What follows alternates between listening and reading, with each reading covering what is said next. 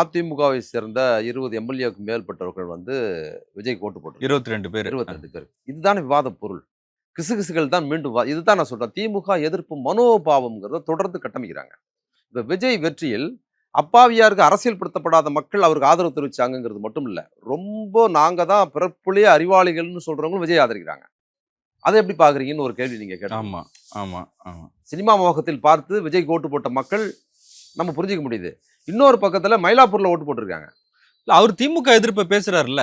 அதுதான் சொல்றேன். அதுல திமுக எதிர்ப்பு வினையாற்றுது. இதுல ரசிக மனோபாவம். இந்த மக்கள் மத்தியில திமுக நிறைய அஜித் ரசிகர்களே விஜய்க்கு ஓட்டு போட்டிருக்காங்க. அது திமுக அவர் எதிர்க்கிறாரு. இவரு வந்து நான் சொல்ற எளிய மக்கள் மத்தியில் திமுக எதிர்ப்பு வினையாற்றல. விஜயை ஆதரிக்கணுங்கிற கண்ணோட்ட வினையாற்றி விஜய்க்கு ஓட்டு போட்டிருக்காங்க. ஆனால் மயிலாப்பூர்ல ஓட்டு போட்டவங்க விஜய் ரசிகருக்காக அந்த ஓட்டு போடல. அவங்க திமுக எதிர்ப்புக்காக ஓட்டு போடுறாங்க. அப்ப திமுகவை எதிர்ப்பது பாஜகவா இருந்தா அவங்களுக்கு ரொம்ப சந்தோஷம். ஐடியாலஜியோட சேர்ந்து செய்வாங்க.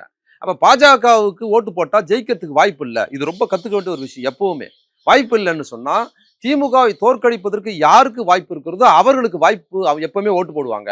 மயிலாப்பூரும் திருவல்லிக்கேணியும் இந்த ஐடியாலஜி உள்ளவங்களுக்கு எப்பவுமே உண்டு. அப்ப பாஜகவுக்கு ஓட்டு போட்டா பாஜக ஜெயிக்கணும்னா போடுவாங்க. பாஜகவுக்கு வாய்ப்பு இல்லைன்னா அவங்களோட சாய்ஸ் அதிமுக தான். அதிமுக தான் ஓட்டு போடுவாங்க. திமுகவுக்கு ஓட்டு போட மாட்டாங்க. அப்ப திமுகவை தோற்கடிப்பதற்கு அதிமுக தான். பாஜக நம்ம ஐடியாலஜி. ஆனா அது ஓட்டு போட்டா நம்ம ஓட்டு வேஸ்டா போயிடும். ஜெயிக்காது. போன முறை எலெக்ஷன்ல ஜெயிக்காது. அப்ப யாருக்கு ஓட்டு போடலாம்?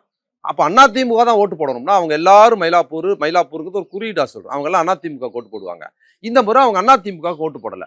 ஏன்னா வெற்றிக்கான சோர்ஸாக அவங்க எதை பாக்குறாங்கன்னா தாவேக்காவா பாக்குறாங்க. நான் வெஸ்ட் மாம்பலத்துல போய் மக்கள்கிட்ட பைட்ஸ் எடுப்பேன்ல. அப்போ பல பேர் சொன்னது, நாங்க வந்து ஜெயலலிதா இருக்கிற வரைக்கும் அவங்களை ஆதரிச்சோம்.